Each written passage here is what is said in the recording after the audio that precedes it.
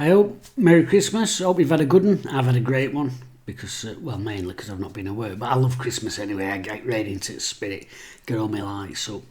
Only time of year to wear red and white. Do you know what I mean? Put my hat on. Marvellous. Love it. Anyway, there's not been much to report on, is there? Because we haven't had any games. So I'm going to have a bit of a look at the Sunderland game if it goes ahead. Latest news is there's 3 COVID things in their camp, so highly likely there's a chance it might get called off. But we'll have a look anyway. Not much Wednesday news really. I mean, obviously the game against Accrington called off, then the Boxing Day game, a rare home Boxing Day game against Burton called off. So there's not really been much to go on. But Wednesday did actually get linked with a player. A centre-back. No.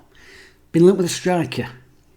Uros Đurđević is a Montenegrin international, 7 caps so far, currently playing his trade out in Spain for Sporting Gijón. Sporting Gijón. Anyway, he's out there. We've been linked with him, but apparently he's under contract and they're only going to listen to money offers for him. Which makes it odd he's been linked with Wednesday, because as far as I know, we're under some sort of soft embargo, but we're only allowed to sign free transfers and loan players. So I don't know where this has come from, whether there's anything in it. We'll see in January. But surely it's got to be at the back where we need strengthening. We could probably do with another left wing back, a proper one, and we could probably do with another centre half. In fact, I know we could do with another centre half. Still no sign of Hutchinson or Iofa, and who knows when they're going to be back. And that is something that's concerning for us. Wednesday also been linked with another young lad, a 20-year-old. Ooh, another centre half? No. Another attacking midfield player, predominantly a winger, Rayhan Tulloch from West Brom. 20 years old, can play on either flank. Another Birmingham lad. I think we're going to end up with a team full of Brummies here. He's been linked, but he's one that we know we definitely can get if it comes to it, because he would be coming in on loan, which we are allowed to do under our soft embargo.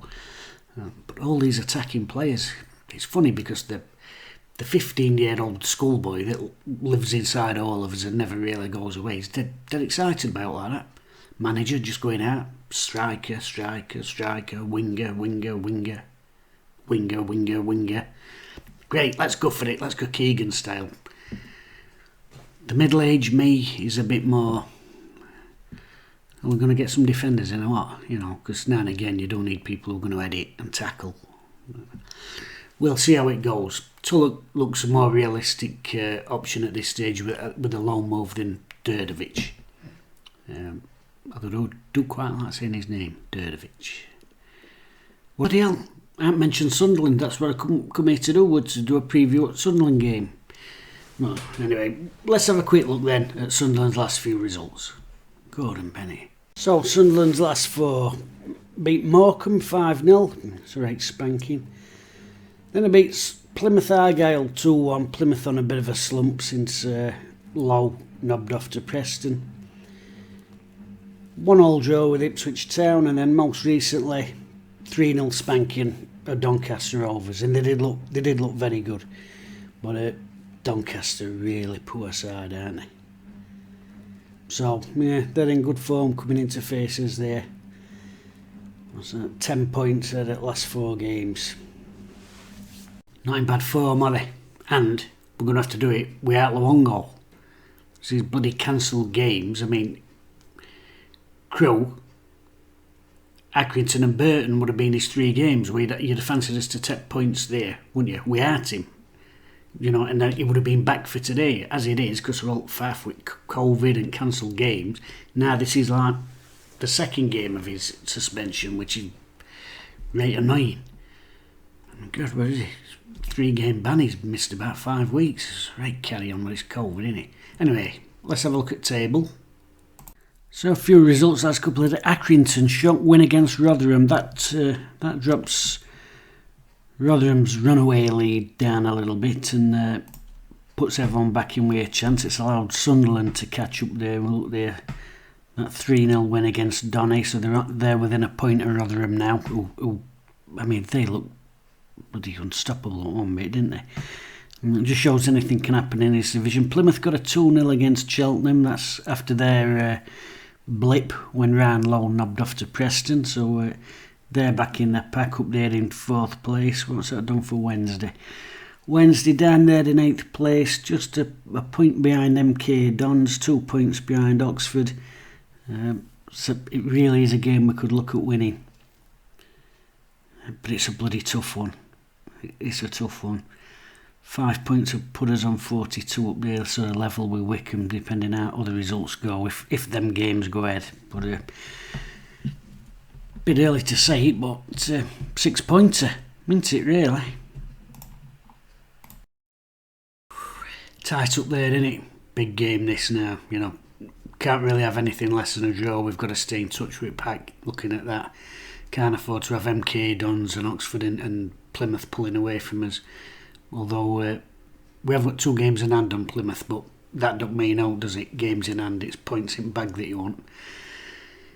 I'd take a point at this stage, actually, especially with results they've had. And obviously, we had a game for 2 weeks, so in a way it gives you a chance to get them players back who's got little knocks and strains, and that's fantastic. But 2 weeks we had a game, that sharpness can start going off the edge of a cliff. Some players need to be playing all the time. Some players, they can step back in and bang, it's like they've never been away. Some players, they have to keep that momentum going to keep the standards high. So be a tough game for us if it goes ahead. Like I said, apparently they've got 3 players out with COVID, so there is a chance it could get called off again, which would probably please Josh Windass. I keep looking on his Twitter. Blimey, yeah, the stuff that hasn't been deleted. Yeah, he won't mind Christmas off, but it's part of festivities, isn't it? It's part of the calendar year, football at Christmas. I know you can't really go out and say, "Oh, game's getting called off last minute. What's point in playing at Christmas?" You know, there's a national crisis going on. That's why games are getting called. They don't usually get called off, do they?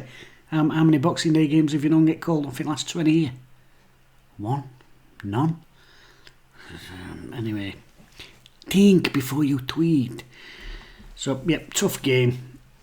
Anything less than a point, I'd be quite disappointed with, even though they're on this great run. Wednesday, I've got the players, and we've beat them before. Probably one of the best performances of the season, really. We've got to do that again and keep that momentum going. Keep that momentum going. Wednesday, sort of stat today, the longest unbeaten run in English League football. All 4 divisions. Unbelievable, isn't it? You know, it does help when you're not playing games, keeping them runs going. And if we keep this up, you never know. Maybe we can overtake Huddersfield's famous record of being unbeaten in 8.5 years, even when they lost games.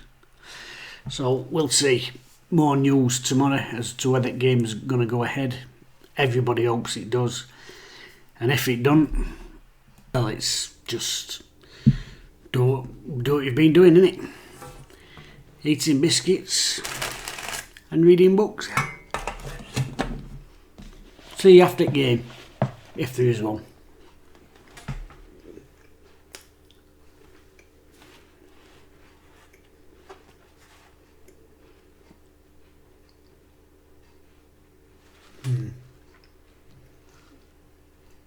Oh, nice one.